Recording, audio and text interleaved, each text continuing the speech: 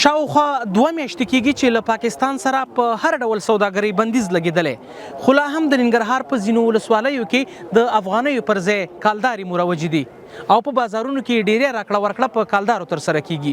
زه همدا غړی د ننګرهار ولایت په غنیخیلو ولسوالۍ کې او د غنیخیلو ولسوالۍ په بازار کې ډیری راکړه ورکړه په کالدارو ترسره کېږي. یوازې غنیخیل نه بلکې مارکو، مومندره او تورخم هغه بازارونه دي چې په پراخه پیمانه پکې کالداري مروجې دي او ټوله راکړه ورکړه په کالدارو پکې ترسره کېږي. د غنیخیلو ولسوالۍ یو شمیر کاروباریان وایي د کالدارو په کارولو کې لوی تاوانونه لیدلي. وایي که کالداري بندي او افغانۍ عامې شي نو په ټپه درېدلي کارونه به یې وده وکړي.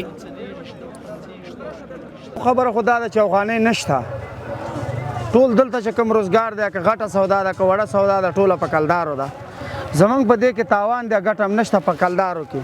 دلته میوه په هلته په افغانۍ والو په 400 روپۍ دلته چې ماته کو بیرته چې افغانۍ کلداره بیا ماته موږ له دا بیا تاوان کوي چې په سراب سره ماته بیا کلدارې ماته بیا افغانۍ کو نو که دا ښه خبره ده چې ټول افغانۍ شي موږ په دې نه خوشحاله یو ورباندې. خلکو ته ډېر تاوان دی کلدار روپۍ، موږ ته هم تاوان دی، د عوامو ته هم تاوان دی. موږ چې دغه په افغانیو میلو کې کومه دوکانداري کوو موږ له ډېره پیدا کوي او کلدارو کې چې کوم سودا چې موږ کوو زموږ ټول تاوان دی. په بازارونو کې د راکړې ورکړې ترڅنګ یو شمیر موټر چلوونکي هم له سورلۍ کرایه کلداري اخلي. موږ له چې څوک راکړه موږ هم نه صحیح په سورما هم سره نه پاګو بس به هم کلانجي یو غونډه مکمل کلداره موږ تورخام نه تر دغه پورې که اچن ولسوالۍ پورې کوي بازار پورې ساحه چالو او موږ له غونډې کلدارې بیخي لږه په سلو کې 90% کلدار او 10% څوک افغانۍ راکوي که نه نور کلدارې دي په هر ځای کې پمپ هم کلداره اډک هم کلداره او که عوام هم کلداره ده ور سړي سره کلداره.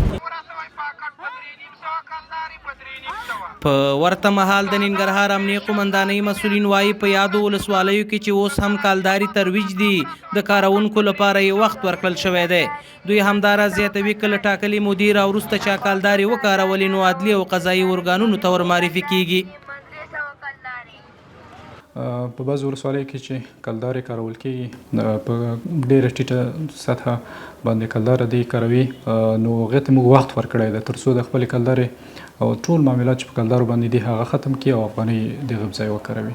هغې ته یو څه مشخص وخت ورکړی، هغه وخت چې ختم شي بعد له دې به انشاءالله د ټول مشکلات ورسره حل شي.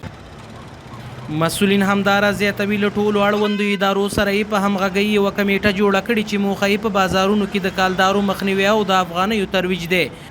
دوی زیاتوي تر هغې به ټولې هڅې جاري ساتي تر څو چې د کالدارو کارول صفر ته راښکته کړي.